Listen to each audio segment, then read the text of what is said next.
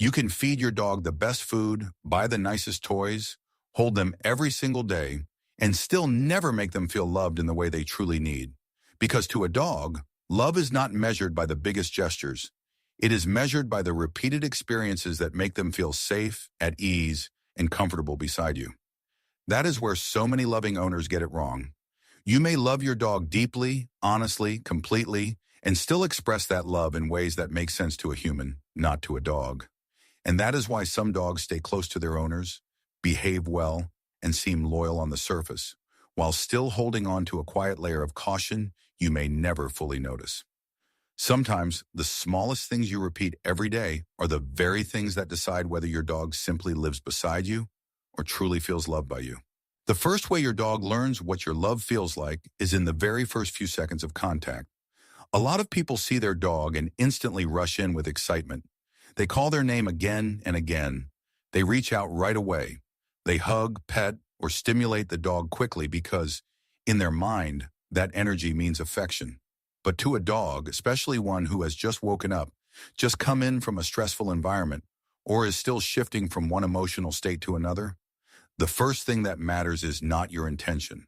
It is your pace. Dogs read the beginning of an interaction very carefully.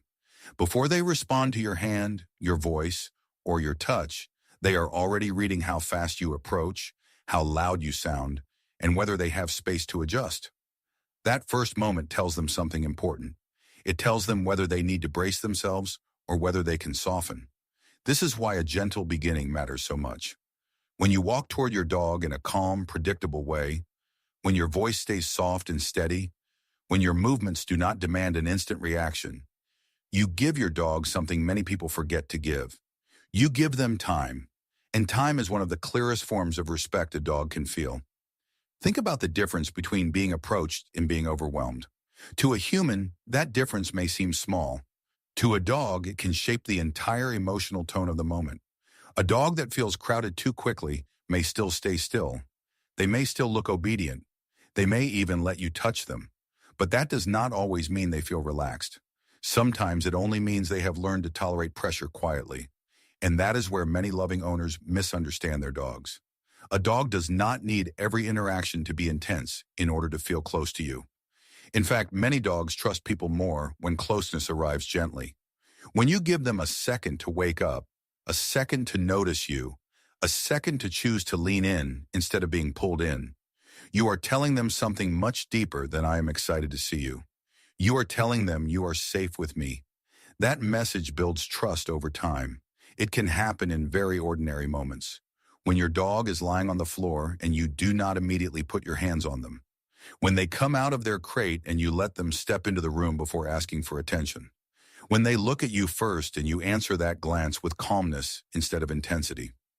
These moments may seem too small to matter.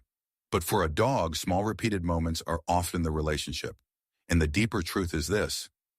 Love is not only about wanting to be close, it is also about making closeness feel good for the one receiving it. So if you want your dog to feel loved, do not always begin with your own emotion.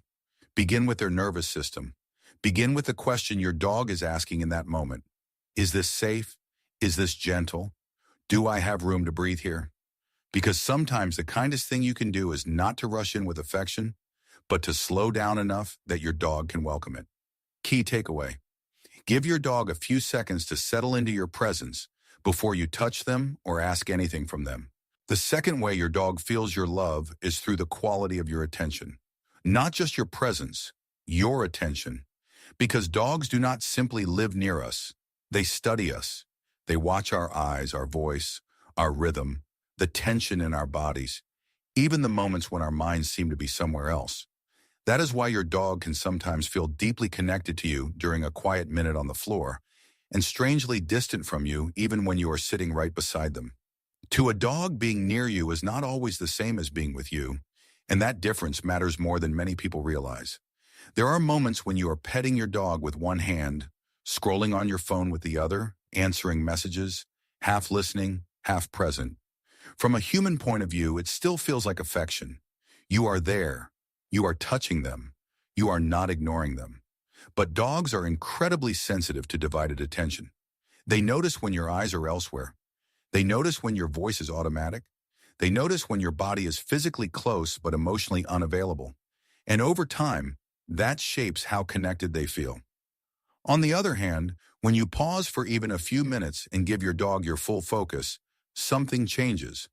When you look at them, speak softly, sit down near them, stroke them slowly, or simply share a calm moment without rushing toward the next task, your dog feels the difference. The moment becomes clearer, safer, more real. It tells them, for this little piece of time, I am here with you. That kind of presence may seem simple, but it carries enormous emotional weight. For many dogs, connection is not built through constant stimulation. It is built through undistracted moments that feel steady and mutual. A few quiet minutes of full attention can mean more than a long stretch of distracted closeness. This is also why eye contact can be so powerful when it is gentle and welcomed. Between dogs and humans, soft eye contact, calm voices, and relaxed shared attention can strengthen social bonding in ways that go deeper than commands or routines. Your dog is not just responding to what you do. They are responding to how it feels to be emotionally met by you. And that is what many people miss. Love does not always become visible through action. Sometimes it becomes visible through stillness, through the choice to stop multitasking, through the decision to sit down and let the moment belong to both of you, through the way your dog slowly relaxes because they can feel that you are not just nearby, you are actually there. You do not need an hour for this. You do not need a perfect ritual. What many dogs need most is something much smaller and much more human. A few minutes of real presence, a moment where your attention is not split, a moment where nothing is being demanded, a moment where your dog can feel that being with you is not something they have to compete for. And sometimes that is what love feels like to them. Not intensity, not excitement, not constant contact, just the quiet certainty that when you are with them, you are truly with them. If this is already changing the way you see your relationship with your dog, take a second to like the video and subscribe to the channel. Because the next 3 things are just as simple, but they reveal something many owners still overlook. Good intentions do not always translate into understanding, and some of the habits that feel loving to us can feel very different to a dog. The third thing you can do every day is let your dog smell the world instead of rushing them through it. A lot of people judge a walk by human standards. How far did we go? How fast did we move? How tired is the dog when we get home? But for a dog, the value of a walk is not only in the distance covered, it is also in whether they were allowed to experience the world the way a dog naturally does. And that means using their nose. Humans rely mostly on sight to understand what is happening around us. Dogs do not. For them, scent is information, it is memory, it is orientation, it is emotional context. When your dog lowers their head and pauses at a patch of grass, they are not doing nothing.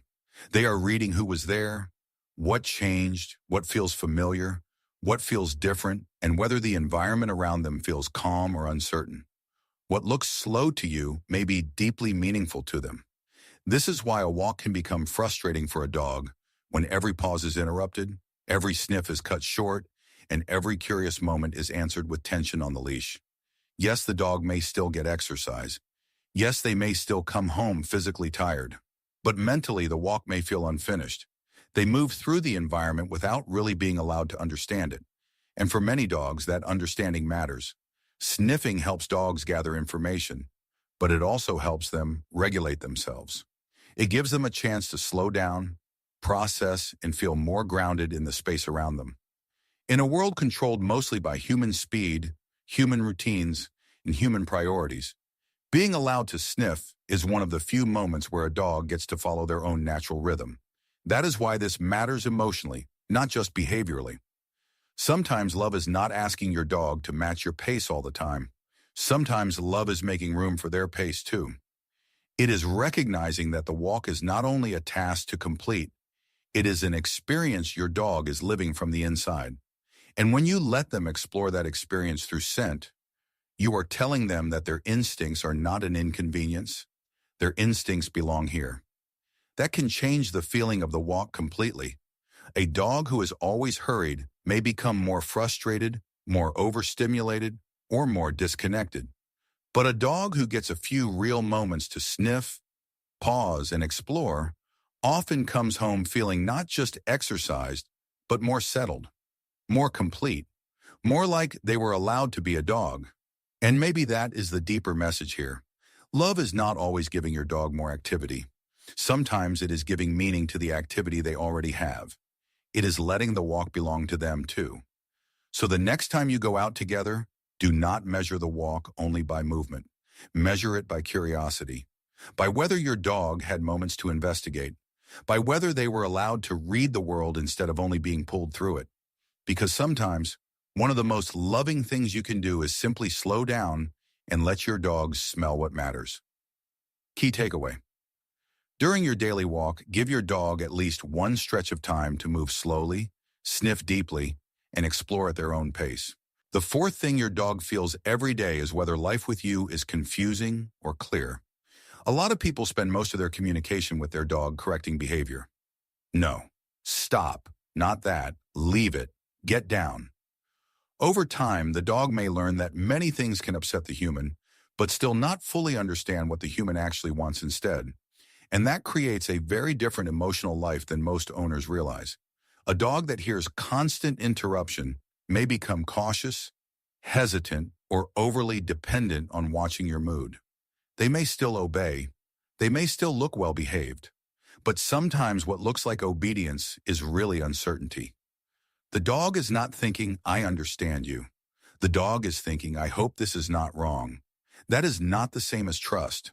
Dogs do not feel closer to us simply because we can control them. They feel safer with us when the world around them becomes easier to read. When your cues are clear, your expectations are consistent, and your guidance gives them a real chance to succeed, your dog stops living in guesswork. And when guesswork goes down, confidence can finally come up. That is why positive teaching matters so much. It is not only about treats. It is not only about training techniques. At its core, it is about creating an experience where your dog learns that being with you makes sense, that mistakes do not immediately lead to pressure, that trying is allowed, that the path to getting it right is visible. Think about how different that feels from a life made mostly of correction. In one version, the dog is always bracing for what not to do. In the other, the dog is being shown how to succeed. One creates tension, the other creates cooperation. And cooperation is deeply emotional. When you mark the right moment, reward the right choice, and guide your dog through simple behaviors with patience, you are doing more than teaching a skill. You are shaping your dog's expectation of you.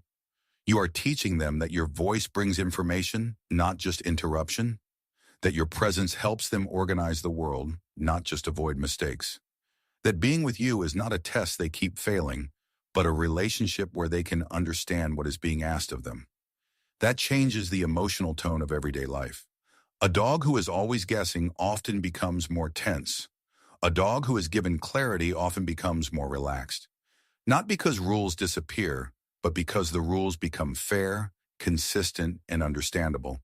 And when a dog can predict you, they can trust you more deeply. This is one of the quietest ways love shows up. Not in dramatic affection, but in how often you make success possible.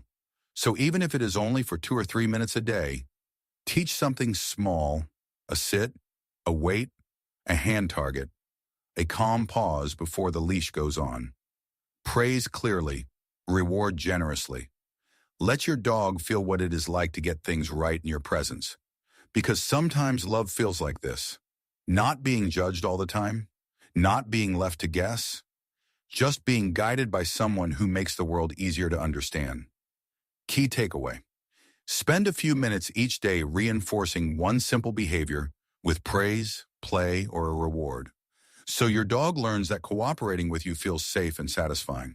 The fifth and final thing your dog needs to feel your love is your respect for their boundaries. A lot of people grow up believing that a good dog is a dog who always accepts affection, a dog who lets you pet them anytime, hug them anytime, pick them up anytime, and stay available whenever you want closeness. But from the dog's point of view, love does not always feel like someone coming closer. Sometimes it feels like someone knowing when not to. There are quiet moments when your dog wants to rest. Moments when they turn their head away, lean back slightly, lick their lips, stiffen their body, or give one of those small signals that are easy to miss if you are only looking for dramatic reactions. Most dogs do not begin with a loud refusal. They begin with subtle honesty, and that honesty matters because trust is often built or damaged in the moments that seem too small to count.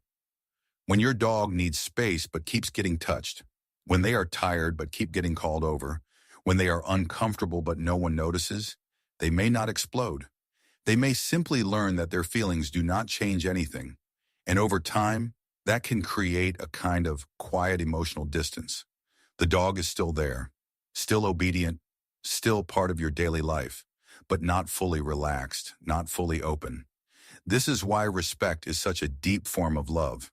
When you notice your dog's body language and choose to pause, when you let them stay where they are, when you allow rest to be rest, you are telling them something powerful.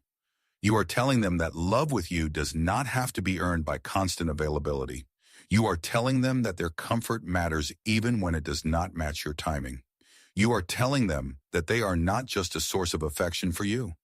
They are a living being with preferences, limits, and a right to say not now. And that changes everything. Because a dog who feels heard becomes softer over time. A dog who learns that space is respected often becomes more willing to come close on their own, not because they were pressured into affection, but because affection starts to feel safe and voluntary. That kind of closeness is always deeper. It is not compliance. It is trust. This may be one of the most overlooked parts of loving a dog well. We often think love is proven by how much attention we give, but sometimes love is proven by restraint, by noticing, by backing off, by understanding that connection cannot be forced without losing something important in the process. So watch your dog more carefully in the quiet moments. Notice the turn of the head, the pause in the body, the small retreat, the need for stillness. These are not rejections of your love. Very often they are invitations to love your dog better. Because in the end, real love is not only about being welcomed in, it is also about knowing when to step back with kindness.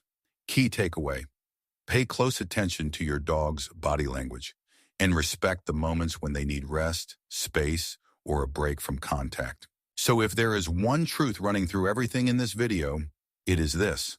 Dogs do not feel loved most deeply through the biggest gestures. They feel loved through the daily patterns that make life with you feel easier, clearer, and safer to trust. That is what all 5 of these habits have really been about. The way you begin an interaction so your dog does not feel overwhelmed from the first second. The way you give them your full attention so they feel emotionally connected, not just physically close. The way you let them sniff and explore instead of pulling them through the world at human speed. The way you teach with clarity so they do not have to live in confusion. And the way you respect their boundaries so closeness never feels forced. None of these things look dramatic from the outside. Most of them are quiet, small, easy to miss. They do not usually look like the kind of love people post about. But to a dog, these repeated moments can shape the entire emotional meaning of being with you. Because love to a dog is not a performance. It is the feeling of living beside someone who makes the world less stressful to move through. Someone whose presence does not always demand, confuse, rush, or pressure. Someone who helps life make sense. Someone who notices. Someone who listens, even when nothing is said out loud. And maybe that is the part that stays with me most. A dog can share your home, follow your routines, sleep near your feet, and still be carrying quiet uncertainty inside. Not because you did not care, not because you failed, but because love felt obvious to you, while the experience of that love was still unclear to them. And that is why these small things matter so much.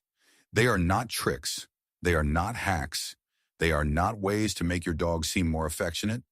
They are ways to become the kind of person your dog can relax around more completely. The kind of person whose voice brings calm, whose touch feels gentle, whose guidance feels fair, whose respect makes trust grow deeper instead of thinner. In the end, the real question is probably not how much you love your dog. The real question is this: in the smallest moments of everyday life, does your dog actually feel that love?